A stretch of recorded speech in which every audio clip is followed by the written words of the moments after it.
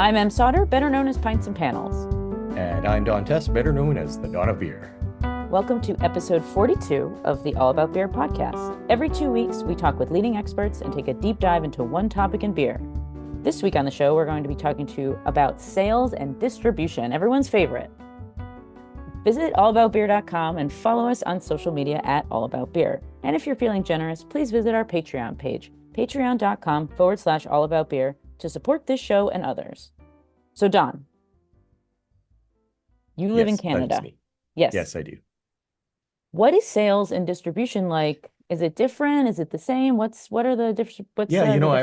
I was actually just thinking that I am I'm very much looking forward to this episode because I'm thoroughly confused by the whole US three-tier system and franchise laws and all that sort of thing. So then I was thinking that to you, the Canadian system is probably just as confusing as the American system is to me. That's what I was thinking. I'm sure, because it's province by provincial, and here in America, it's state by state. So maybe it isn't that different after all. Maybe not, but I mean, there are definitely, I don't even understand. Yeah. The three-tier system is a mystery, and I think it's a mystery to a lot of people who just don't think about distribution. I'm excited because today we're going to be talking about sales. It's a part of things that people don't really look at. Yeah. And we'll be talking with two really great guests, a distributor owner and a sales and training manager. And I'm really excited about it because they get the beer to the market and into your hands so you can drink it. Yes. But first, if you'd like to help support the All About Beer podcast, reach out to podcast@allaboutbeer.com. Speaking of supporting the show, here's a word from our sponsors. Estrella Galicia, where brewing excellence has been a family tradition since 1906. They're all about lager, rooted in German brewing heritage. Maintaining their commitment to tradition, they brew exclusively in their original brewery in La Coruña, Spain. Each beer boasts its own distinctive recipe. No shortcuts, no compromises. They shun high-gravity tricks and avoid additives, even in their alcohol-free beers, and stick firmly to traditional methods. Their passion for beer sets them apart as they embrace and celebrate the art of brewing. At Estrella Galicia, they love beer above all things. Experience the difference and learn more by visiting them on Instagram at Estrella Galicia, USA. Lisa Turso is a territory sales manager for Allagash Brewing Company, covering Connecticut and New York State. She has also just accepted a promotion with Allagash as the sales training and development manager. Lisa lives in New Haven, Connecticut, and began working in the craft beer industry as a waitress back in 2007 for Delaney's Taproom. Welcome to the show, Lisa. Thank you so much. Of course. I'm happy to be here. I actually really wanted to talk to you because you have both distributor experience and bartender experience. Lisa bartended at Delaney's, which was RIP, a great bar in New Haven, Connecticut, where my husband and I used to go. And you have distributor experience and you also have sales experience. Yes. And you work for Allagash, which is a wonderful brewery. But you don't live in Maine, you live in Connecticut. So what's your day-to-day look like when you're helping a brewery that's, a 3-hour car ride away? It's a great question. So this job to succeed with this job, it requires a ton of preparation. So I actually work a little bit every day of the week if I can, not because it's actually to make my life easier. So I'll allocate an hour in the morning on Saturday, an hour in the morning on Sunday to just kind of stay in a little bit of the mindset of where I'm going to be. Otherwise, Monday becomes ineffective. And that's a big sales day. So from a supplier standpoint, especially going outside of the home market, it is so crucial to plan and prepare. In other words, we utilize Karma, which is our CRM, and that is how we plan our stops and record what we've done with sales and who we've talked to and where we've been. And it's a great interactive tool to help us prepare, because you can't really, if you wake up, if you think about it, if you just wake up, you're in your house, you're not going to an office, and you're kind of on your own island. We jokingly call it the Allagash Island, us and the other ladies, because because we feel like we're on an island sometimes, not because of the company, but because of the nature of the position. So that's definitely, to continue with the day to day after the preparing, it's just execute. I mean, all I do is try to get into a place where I can wake up, eat a good breakfast, and go sell some beer. And that is the goal. Does it always stay the goal? I mean, does the goal always get achieved? Not always. There's definitely things that get thrown at you. We have meetings that aren't necessarily at the most opportune times of the day, like, internally. So it can kind of throw a wrench in the works. I also cover New York State, a portion of New York State. Oh, So I was like, the whole New York State, that's a big ass I state. don't do the city now, Okay. but yeah, so it's just a lot of preparing and like fitting in those puzzle pieces to like make it kind of be as cohesive as it can be. Mm-hmm. You mentioned that Monday is a big sales day. Why is that? What's so special about Monday? Is it just like, what's so special about Monday? Well, when I say Monday's a big sales day, I don't necessarily mean beer arriving, like beer shipping, but it's a really good day to just gain momentum and sell the brand, represent the brand in the trade. It's kind of a job that requires that momentum, whether you have to create it yourself or you're somebody that can just run on that constantly. I'm somebody that needs to kind of create it. And so if I make my office day Monday, I tend to have a less successful week because that's another thing. You have to kind of allocate administration duty time. So there's usually about a half day or a day a week that needs to go to that. Mm-hmm. Most people do like to take it on a Monday, but I myself prefer to get out there, talk to.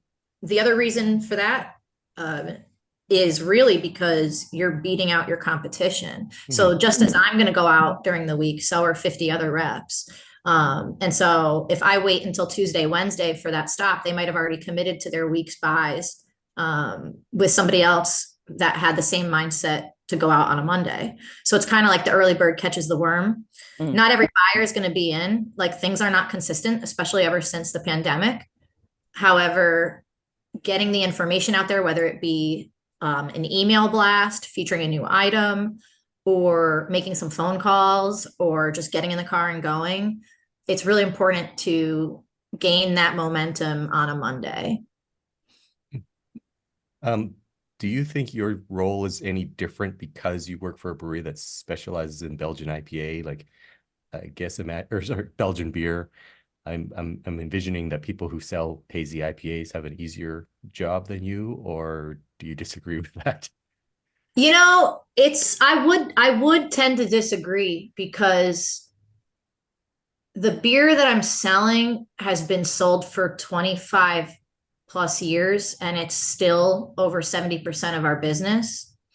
And so it's when you think about it. Yeah, and white is very, very good. Yeah, and like we receive recognition for it. I think it's objectively really good, like I don't think obviously it's up to opinion whether you like a beer or not, but I think to just, it's well made and it's not something that I have to shy away from when I'm going in. Like people are happy to see the Allagash rep, There's a difference when you're selling Allagash versus selling maybe somebody else's, Joe Schmo's brand. Like people are just more happy to talk to you. They're happy you stop in and they're more receptive to at least listen to what you have to say.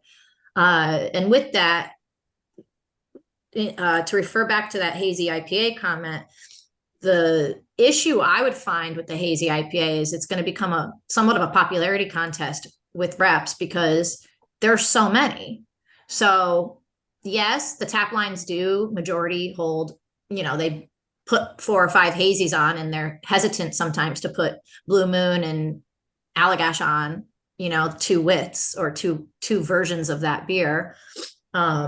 However, with hazy IPA, I don't know how I could stay on top of that unless I had the shoe-in brand that everybody is drinking at that time. Well, I think you'd sell it because yours is made with Citra and Mosaic. And theirs is made with Mosaic and Galaxy. Yeah, exactly. Like I've sold a bunch of hazy IPAs in my past career and, earlier in my career. And I can tell you that it's not necessarily easier. I mean, it is for like a rotator. Like if you're selling in a Right. rotating keg, Mm. it could just be a quicker, I have a hazy IPA, but that's talking in terms of a smaller segment of sales. Like it's like those high craft account, high spotter accounts that have like 20 plus lines. And again, those are not as prevalent in the last couple of years. That's You're true. not Yeah. seeing that, you're not seeing that model come out too much. Yeah, I feel like in Connecticut it's a very like curated list now. You go to a regular restaurant, it's going to be like 8 taps, maybe 6 to 8, couple locals. But I mean, I see Allagash a fair amount, either in bottle or on draft, and it's always nice to see. But I'm a real fangirl when it comes to Allagash. I Stop can't help shilling for myself. Allagash. Yeah, all right. Anyway, so wait, You you were make mentioning. good beer. I mean, it is what it is, They make great beer, and they're nice people. It's a good company. I'm a big They Right. are fan. really nice people. Yeah, No super nice. disagreement from me. I'm just being Um, difficult. yeah, I wanted to ask though, so they're happy to see you, the liquor stores, but what do you do when the liquor store is looking for like free beer? I know in Connecticut we have really strict laws about that, but like, what do you do when you have bad seeds when you visit a liquor store and they're like, oh, where's my free umbrella? Or like, can I like buy one, get one or stuff like that? Does Allagash have protocol for something like that? When situations like that arise, I mean, everything is situational. So, Sure. yes, I always adhere to the law because somebody taught me a long time ago that it might seem easier to just say yes to their demands. But the second you say yes, you're opening a door that can't be closed. Therefore, if they ask for a free beer once and you say yes, oh, let me just slide this in, no one will ever know. Well, guess what? They're never not gonna ask you. And so it becomes something where you need to kind of set your boundaries, just like you would in life, like with anything else. And you just are confident in the beer that you sell and the business that you have. We're not in a position to be as desperate as that. I mean, I don't know if that's the right terminology, but Mhm. we have the ability and the permission and the support to say no. So when we feel uncomfortable, whether that's harassment of any sort, or if we're being asked to do things or provide things that are not legal and they don't accept the answer, we are not expected to push back further. We are totally supported in doing what makes us feel safe, what will put our brand in the best light, and also just always maintaining a level of respect. I think when you're confident and respectful, people will return that for the most part. I don't get a lot of pushback. Maybe I don't get a 10 case stack on the floor, but it's not really about that either because we want to sell fresh beer. So like I'd rather just get a couple cases in and then have them reorder rather than have 10 cases on the floor that are dusty. You know what I mean? Yeah. Like, so it's just a way that you frame your sales, like quality over quantity. And so if somebody wants something for a raffle or a fundraiser, on the contrary, we're the first people to want to sign up. You know what I mean? Like there's paperwork, there's documents like 501c3s and other legal ways to provide support or pay the rent, as I like to call it. And because your brand, you don't own the space that you're in. We're kind of renting there, right? You give us a shelf set, we don't own it. So how do we pay the rent? Well, you can go in, you can pick up I can buy a case, I can buy samples there. There's ways to help without having to do it the cheap way or the crooked way. Yeah. Yeah. No, you got to have integrity as a You do, salesperson. or else you kind of tarnish the brand. Yeah, and yeah, no, you don't want it. Allagash has such a sterling reputation, or any like craft beer you should keep it on the up and up. So good on you. Yeah. Yeah, it's not because I'm a good person. So Don't get it twisted. All right, yeah, fair. I'm kind of a good person though. You're a nice person, Thank you. and So you're a are good you. salesperson, and that's why we're shucks. Thank you. I Yeah, appreciate that. and that's why we're talking to you. So, all right, Don, ask your question. No, I want to say, because you are kind of saying it, how you go about selling beer and what you do day to day. I think that by contrast, I think that a common stereotype of a beer sales rep is that you go out to bars every night of the week and you just open up a tab and buy people drinks, and it's really just a party time kind of thing. So, what do you wish people understood about your job? Listen, when I took the supplier job, part of me thought that it was like that coming from the distributor side. And I was like, not because I wanted to party, like it's kind of the last thing I want to do now at this age. However, it's so much more. I have learned more working for Allagash on systems and I would say like computer programs and things of that nature, and numbers, and how to sell with numbers, not just personality. Like I've learned more in the few years at Allagash than I have in my entire career. It's a lot. Like it's a lot of wholesaler management. So I think that's the piece that I think people forget. So we're a 3-tier system, and for those that don't know, it just means that the beer comes from Allagash and it's not allowed to hit your favorite bar until it gets delivered through a distributor. Seems easy enough. However, it's not. So it becomes a lot of wholesaler management, because basically, if you think about it, I'm one person and I'm covering 2 states and 5 wholesalers. How the heck does anyone do that? Your best bet is to develop rapport, establish rapport, and build relationships with those reps. Or even my advice for somebody would be, kind of eyeball who's the craft, who loves Allagash the most at that wholesaler, who loves your brand already. That's your buddy. Take them to lunch, spend the day in the car with them. Get them on the up and up when you have a new item coming. They then become your salesperson, not like I don't mean it in a demeaning way. I mean it like they're on your team. Right. And that covers 100 accounts. You know what I mean? And then you kind of build out from there, but it's a lot. It's interpersonal communication and building relationships is not something that you can do by punching in some numbers. It's not something you can do by just showing up once. So it requires a lot of consistent communication, even when you don't feel like it. And the depletions is the easy part. I mean, that's how I do my job and how I advise people to do their jobs when they don't, a lot of people think, oh, I have to drink. I have to go out and drink to support this beer, or I'm not going to be able to keep it on. And I look at it completely differently. I look at it as gaining a new customer base. Like when I ran into you about a month ago, I was at J. Timothy's, which Excellent. Shout out J. Timothy's. If you're in Plainville, Connecticut, best wings.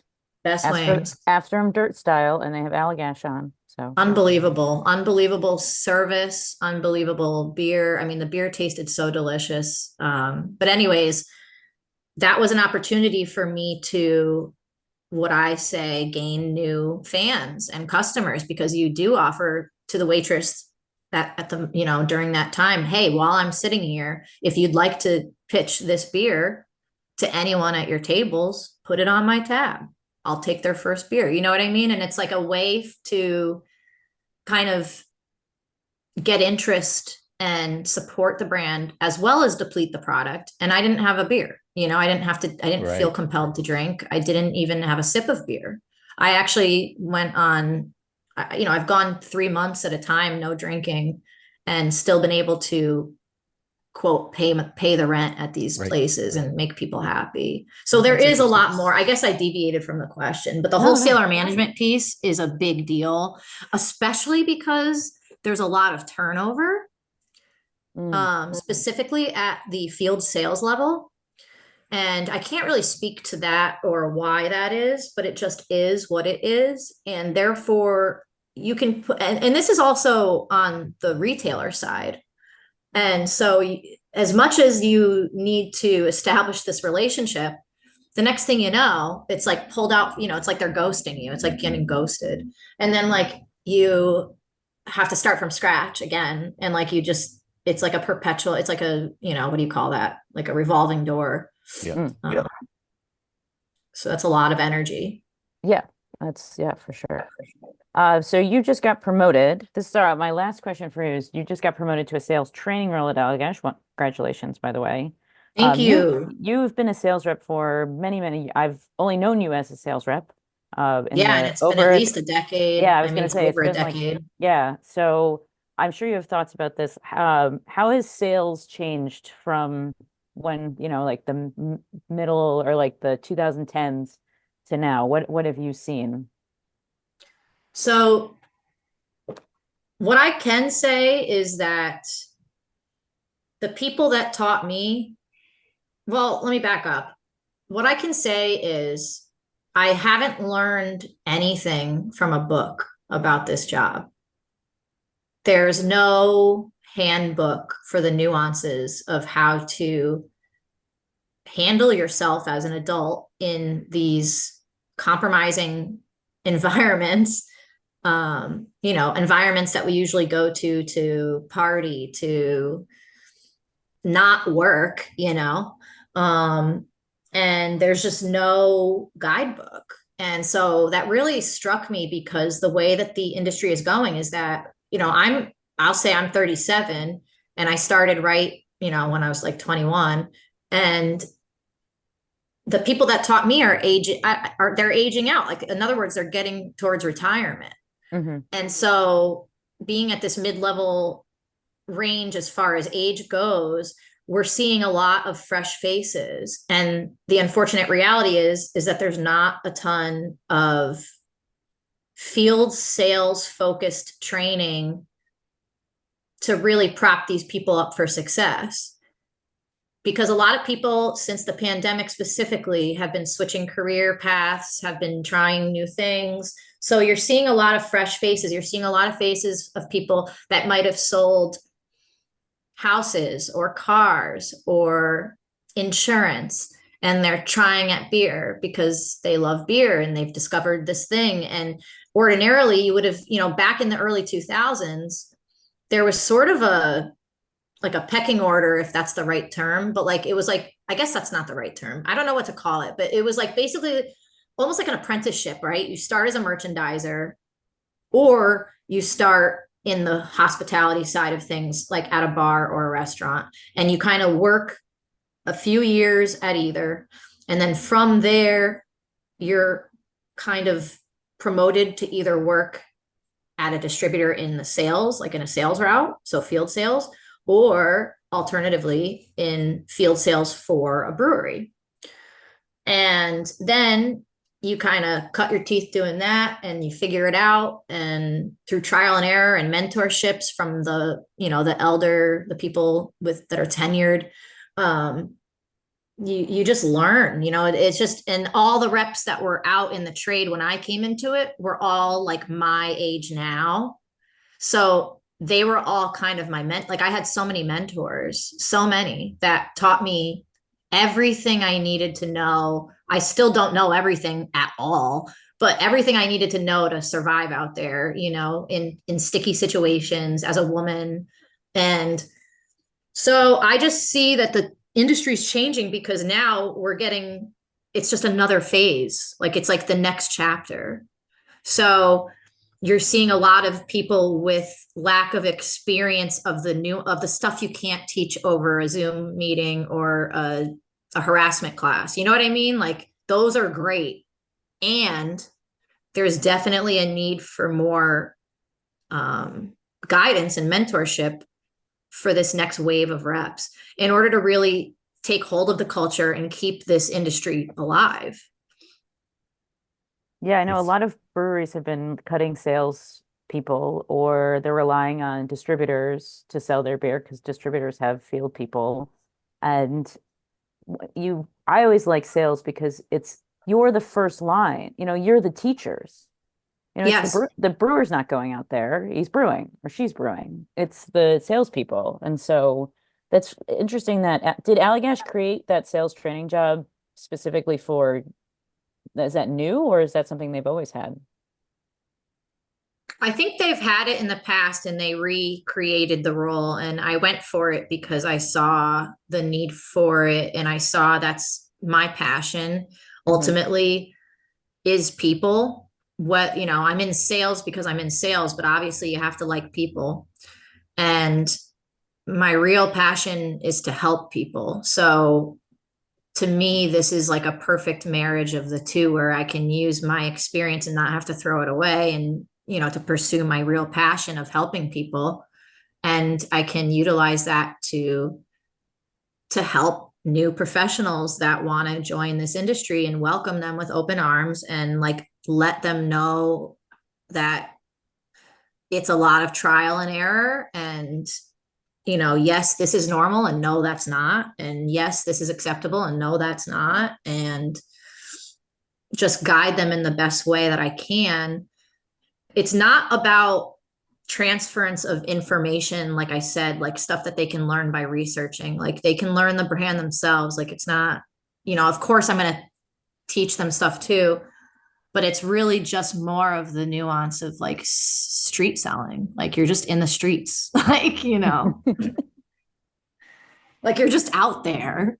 Yeah, you're doing what you can. You're like, imagine if you never knew and you just got sent into a bar and it's like, there's some drunk regular, like it's 2 p.m. Like, you know what I mean? Like you just have, there's so many situations where you just go, what do I do?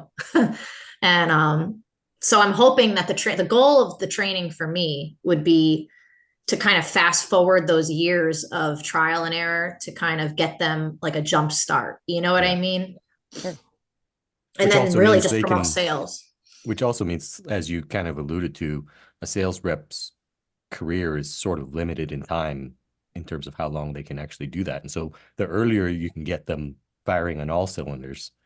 That's exactly right. Yeah. That's the goal, because at the same time, we're filling the roles.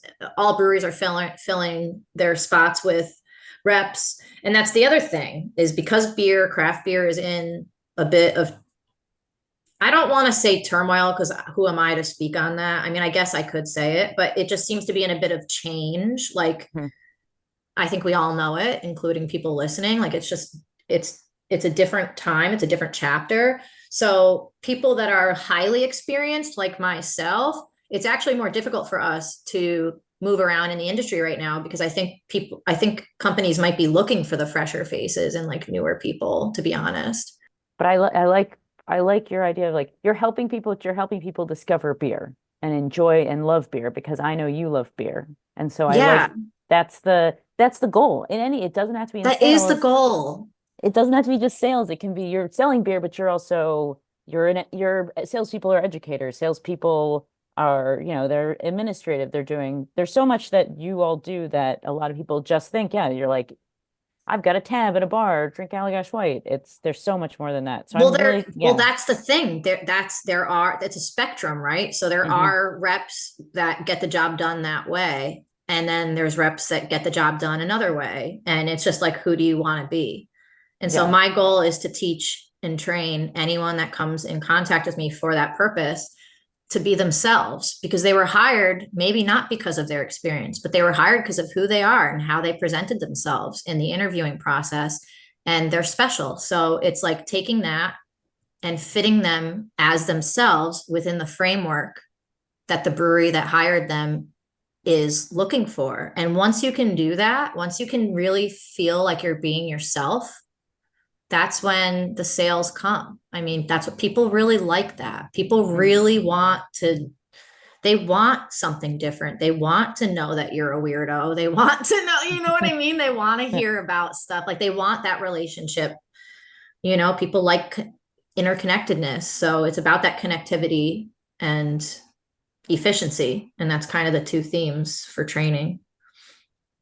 Cool. That's awesome. Lisa, thank you so much for coming on the program today and talking about your breadth of experience. This has been really enlightening, and I really appreciate it. If people want to get a hold of you or learn like talk to you about, because you've got a lot of like really great ideas. Is there like like should they go to Allagash? Do you have a social media that's your own or an email that you can throw out? What totally up to you, whatever you're comfortable with. Yeah, I'll just give my personal email, or I don't know, should I do my personal email or my You work could do whatever email? you can do whatever I'm you like, I want. don't know. Let's go with my personal email because it's easy for people to remember. It's my full name, Lisa Turso, LISATURSO @gmail.com. And I welcome any correspondence. That would be fantastic. Thank you for the questions. Thank you for even asking me. I'm flattered and I'm proud of you. And this is awesome. And Thank thank you. you. Of course. Thank you so I'm much for proud your of them time. too. Oh, I'm proud of Don. Don's great too. I'm proud of all of us. Yes. Yeah. The Don of beer. Yes. Yeah. All right. Very good. Thank you so much, Lisa. I appreciate it. Thank you, Lisa. And we'll be right back with Brett Hollander of HDI Distributing right after these messages. At Estrella Galicia, they are proud to say that they are the only national brewer that has their own hops. In 1915, their visionary founder, Jose Maria Rivera Corral, embarked on supporting the cultivation of hops in Galicia, quickly establishing it as the primary hop growing region in Spain until 1982, when hop cultivation ceased. Fast forward to 2004, the 100th anniversary of Estrella Galicia. The fourth generation of the Rivera family proposed and initiated the revival of hop cultivation in Galicia. Hops are integral to their brewing heritage and are carefully selected. They incorporate a variety of hops in their recipes: Nugget, Pearl, Admiral, and more. Depending on their beer recipe, one or more of these varieties takes center stage. Learn more by visiting them on Instagram at Estrella Galicia, USA. Brett Hollander is a craft beer sales manager and a certified Cicerone at Hartford Distributors in Manchester, Connecticut. HDI is a family business started by Brett's grandfather in 1944 as an Anheuser-Busch wholesaler and has grown to include some other great national and regional brands like Boston Beer, Yingling, Sierra Nevada, Lawson's Finest, Founders, Zero Gravity, and Long Trail, as well as some great local craft like Counterweight, Back East, Thomas Hooker, City Steam, and Black Hog. Brett is also the founder of the Rising Pipe Brewfest at Rentschler Field, which is the Yukon football stadium in East Hartford, Connecticut. Welcome to the show, Brett. Thank you. Thank you for having me. Yeah, thanks for being here. So your third generation distributorship, right? So Hartford Distributors was started by your grandfather 80 years ago. So you've grown up with being part of a distributor. What is that like? I have. Well, we're a Budweiser wholesaler, so I've grown up with the Clydesdales in my life. So I've had many visits and been on them when I was a little kid. I have Well, that's pictures. cool. Oh, wow. So and then when I got to be 18, I started with Eagle Snacks because back then we still had Eagle Snacks. So before I was old enough to drink, I was working with the chips and the honey roasted cashews. Nice. So yeah, this has been part of your life forever. So I mean, especially if you get to ride a Clydesdale, I mean, it's pretty Yeah, cool. that's pretty cool. Yeah. How have you overseen when you got to be in your, 20s and 30s and whatnot? Like, what have you implemented in HDI now, especially with you have a large craft portfolio. So have you had any? Yeah, that influences was my first when I first had a Long Trail Ale. It definitely set apart and started down a different tangent for me as far as beer goes. I obviously grew up with Budweiser, but it was Long Trail was a complete departure from that. And then I needed to go find out what else was out there. And part of my exploration started honestly on fish tour parking lots and trying different beers from around the country that people would bring and trade in the parking lot before a fish concert, and was able to try a bunch of different beers, and it just got me wanting to bring that into our wholesalership, which we were never exclusive. Anheuser-Busch wholesaler, we've always been independent. We've had Heineken and some other brands for a long time. Obviously, AB is our first and foremost and primary brand, but we have had a diverse portfolio, and more diverse when I started coming along and meeting people, and I have been, around the country. My first when I first went to Belgium, it opened my eyes even further. And when I came back, I started going to CBCs regularly, and that's great that CBC is always in a different city, and it takes us around the country and all trying different things. And that's always been very positive and enabled me to hook up and meet a lot of different great brewers from all over the country and have great conversation, and obviously try to bring them to Hartford distributors to work and represent their brands. Some of them have, some of them didn't want to skip so many states when I met them, like Odell back in the day. But we've had some really good relationships, forged some good relationships, and we're doing awesome with some of the brands that we've brought, like Lawson's, one of them, one of our key. Interesting. So like you are a bud house. How much, I think a lot of people have this impression that Bud is this, big bad bully. And so it's interesting to hear you say that you're allowed to bring in, even other macros like Heineken and then your craft portfolio. Do you ever get any pushback from Bud? Do they look at your sales numbers and say, well, as long as we're still number one, I guess it's okay, but you better watch yourself. Like, how bad is it or good is it? I would say everything but the watch yourself part was fairly accurate. As long as we're doing well and keeping, AB on the forefront, our salesmen have a mindset when they walk into an account. They try to sell the whole book.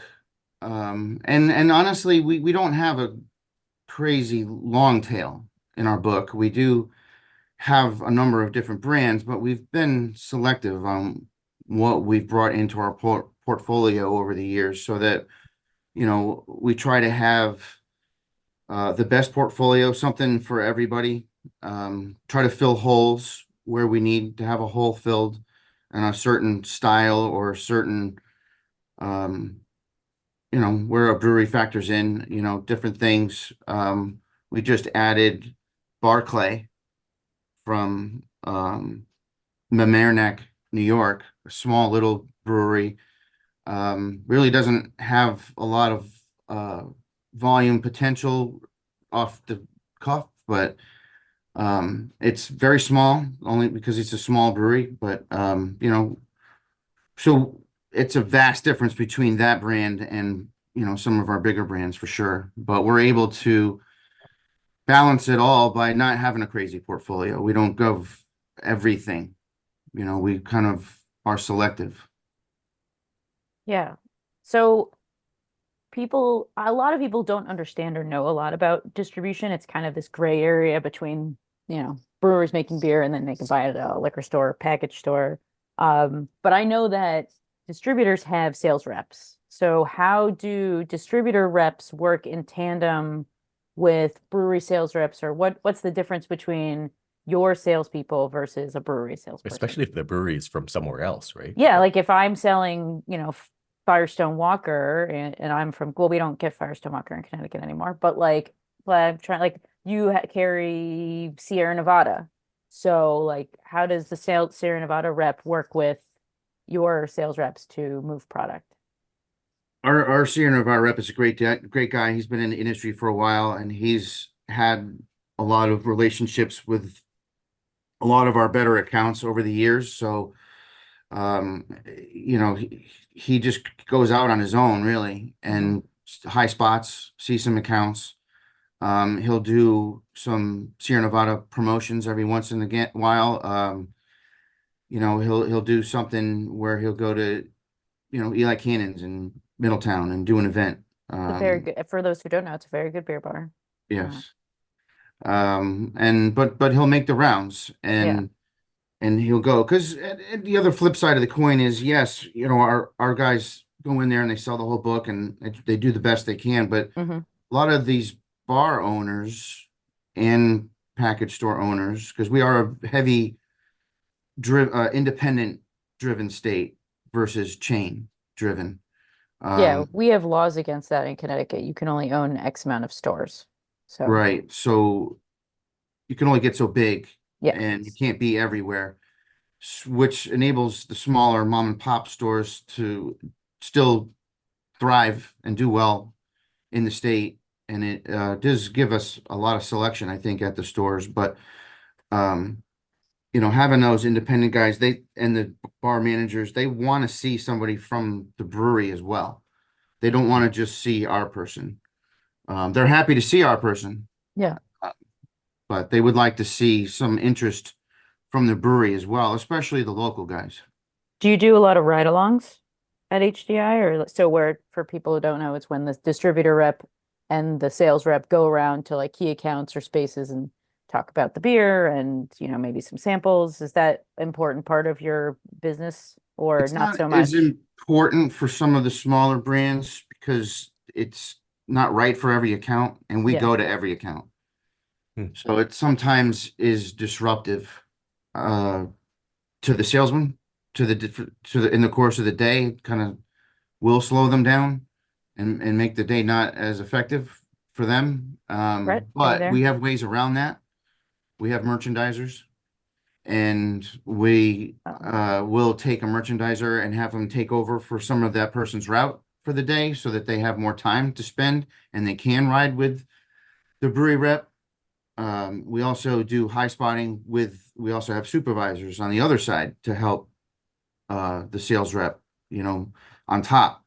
So that person will go out and high spot and take that person to all the right accounts throughout the course of the day. And then the salesman doesn't get interrupted at all, but the sales person from the brewery still gets to see the accounts that he wanted to see. okay, that's good. Um, a lot of people think that distributors have this kind of seamy underbelly where like or liquor stores where, hey, I'll sell your product, but I want a free case or I want gift cards or there's a lot of it's very state by state. Some states, like our neighbors in Massachusetts, there's a lot of like buy 3 kegs and get one free. Um, we can't, One one yeah. accidentally falls off the truck is Oh what people yeah. Oh, often say. oops. Yeah. This, Oops. this branded umbrella fell out of my truck and you take this. We in Connecticut actually have some pretty strict laws about Right. that, but I'm sure that happens. How do you deal with bad actors and what's the legal ramifications for people trying to, because I know it happens. I know you're probably not going to believe me, but we do stay away from that. We I are a case one state. It yeah. is illegal. Um, Anything like that, as far as inducement, we don't really even go in a gray area. Hmm. Um, Yeah. Mainly because of who our partners are. We just don't do that. We don't. It just yes, it does come up, Sure. but we generally stay away from it as best we can. And I can't even think of an isolated incident right now. You know, they have gotten to not even ask Good. anymore Well, for the that's most But good. part. I But have two questions. the case on where Massachusetts does have that. It's a law that they have in their state where you can buy 3 kegs and get one, or you can buy whatever they have for a deal set up. You can Hmm. make deals in Massachusetts and other states, but Yeah. In Connecticut, we can't do that. Um, Thank you for that. I have two follow-up questions. One, you said they don't even ask anymore. The fact that they used to ask implies maybe other distributors are maybe a little bit fast and loose. That's question one. And then question two is, what is your opinion on whether or not anti-inducement laws are good or bad? Like certainly in other industries, Coca-Cola can, hand out umbrellas like candy. Is that fine? Should that be the way it is? Well, I think, and we do hand out umbrellas, no question. The law in Connecticut is that we can give up to a certain $500 to an account per year of I see. branded point of sale. And we try to stick to that. I mean, we stick to that. So, Yeah, you they're know, really strict. I was telling people because I live in Connecticut and people are always like, oh no, they do. And I was like, no, like there a lot of breweries are on the up and up. They want to make sure that they can, keep working in the state. It's pretty strict. And the wholesalers are on the up and up. To answer Yeah. your first part of your question, I couldn't think of somebody right now that certainly not going to Sure. roll the bus, but I can't Yeah. think of anything Okay. off the top of my head. That's really great to hear. I mean, certainly where I live, also inducements are illegal, but there's rumors, for sure that this brewery all the time, But so that's really Neons glad to hear it. and umbrellas, you know, bar mats, tap handles, If your brewery can afford it, then and to help an account, yeah, man, that's all allowed.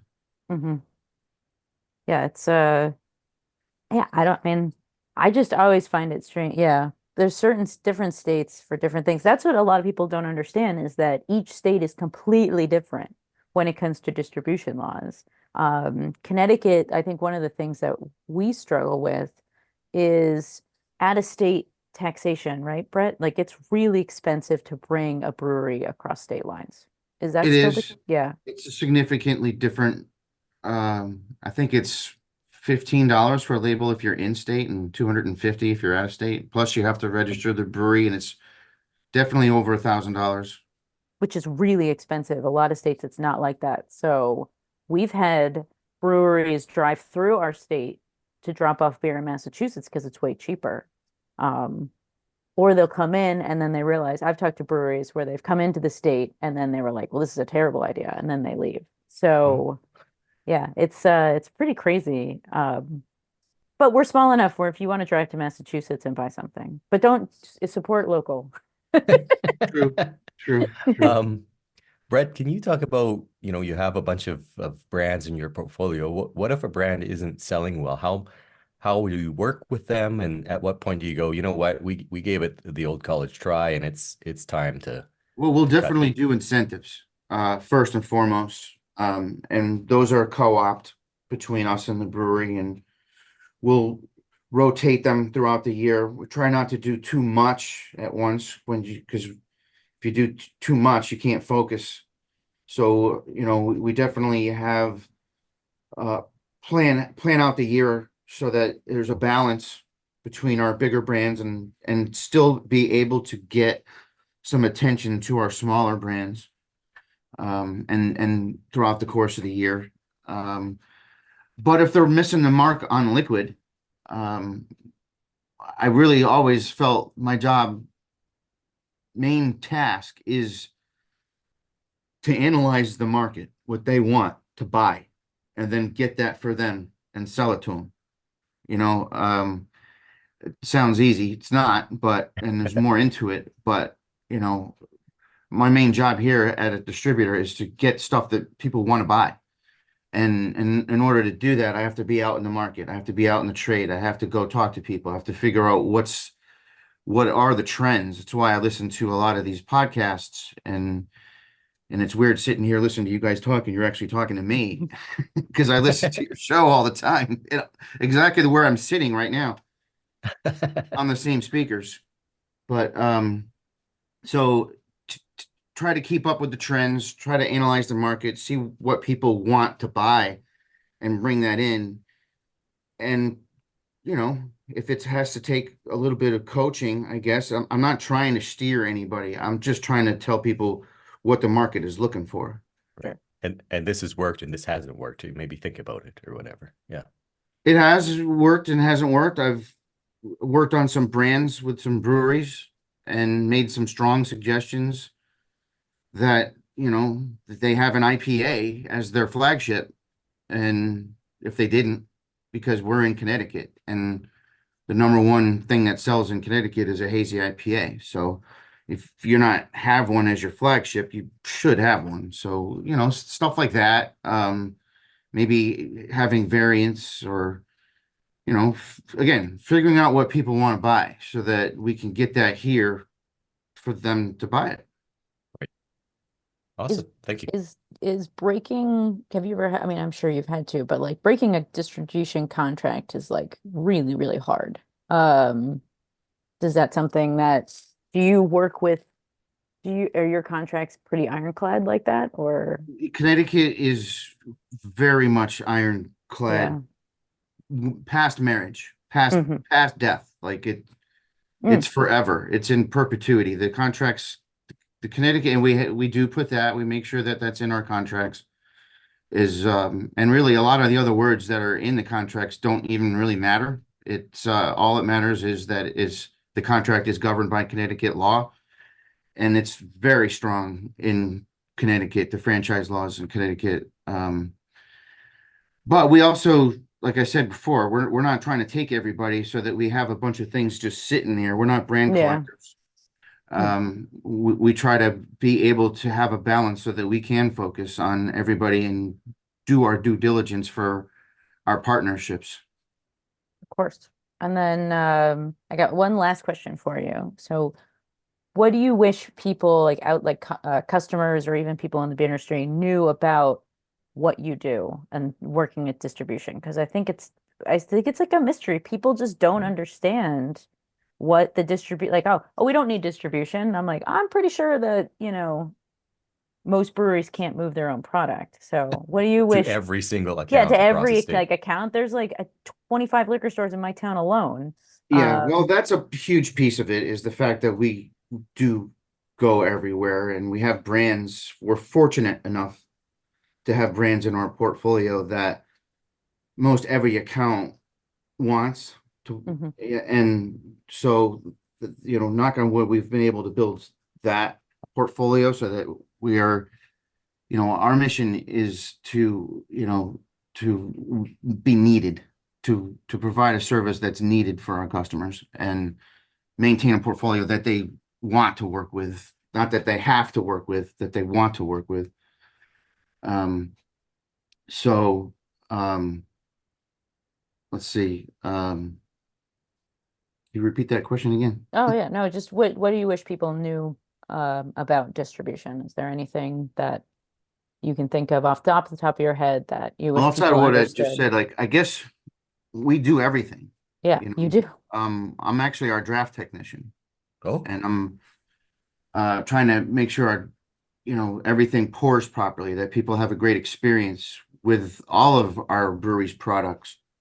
So if somebody's draft is foaming and they don't have anybody else to call, they can call me and I'll go out and try to fix it. I also do staff trainings. I'm the lead staff trainer for restaurants in our marketplace. Um, uh, Picking out different beers, doing beer dinners with different accounts. I enjoy doing, I mean, if they want to do a dinner with a brewery, I can help them line up with the brewery. But I like the fact that when someone wants to work with me and I can cherry pick my portfolio and have a beer from Founders and have a beer from Germany and have, a sour beer from Connecticut and an IPA from Vermont and have that all on the same menu and it'd be different breweries and doesn't really happen that often. So we try to provide a service outside of, and honestly, a brewery can't be everywhere all the time. We have a better chance of supporting that need Mm, in the marketplace and great. kind of give them another person to support them when they can't be there. That's yeah. Good. You also make signs. You do. Do you have a sign shop? Do you have a sign? We You have have a yeah. tremendous sign shop here Yeah. with two full-time graphic artists that are cranking out signs for all of our brands every day, which has been huge because, um, you know, signs are everywhere and we need to change them. Pricing changes a lot on these hmm things. uh, And then not that we launch brands, we try to be calculated again on balancing on when we launch brands, and so that there's some time in between and we can again focus on one thing at a time and not everything at once because then nothing gets focused on and I think things fall through the cracks and fail when you try to do too much. Sure. Absolutely. the saying is if you have more than three priorities, you actually don't have any priorities. Makes sense. That's a good point, Don. Well, Brett, thank you so much for coming on and dispelling some myths and teaching us about distribution and what you do. If people want to reach out to you or learn more about HTI social media or website, how do they get in touch with you? Email? I'm Brett Beerbud on Instagram. To follow Brett. And I think I'm the same thing on Facebook. But most everything that you'll see on my page is about Clemson Tiger football, though. That's not beer. Okay, so not beer related. There's some beer stuff on what I'm doing, and I also own a disc golf course. I built a disc golf course, so in Simsbury, Tower Ridge disc golf. So I'm often there, and actually, we do a fun beer crawl event there that includes we have 18 holes that are sponsored by a different brewery, and it's a fun day, I'll say the least, to go out and sample and all these different beers with all these different breweries and cideries, and there's a beer garden next door. So I keep busy. Yeah, I was going to Yeah, say, you yeah. got your hands in a lot of different things. That's pretty good. Wonderful. Well, thank you so much for coming on the show. We really appreciate it. And cheers. Thanks a lot, Brett. Cheers. Cheers, Thanks, Brett. guys. Thank you.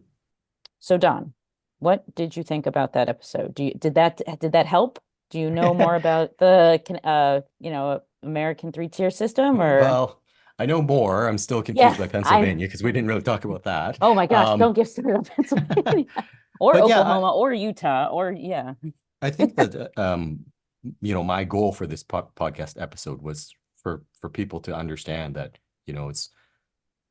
it's not easy to get beer from the brewery into your hands, and a lot of thought and effort and work and I mean, people make careers out of this for a reason. So I think that we taught that to people. I hope. I don't know.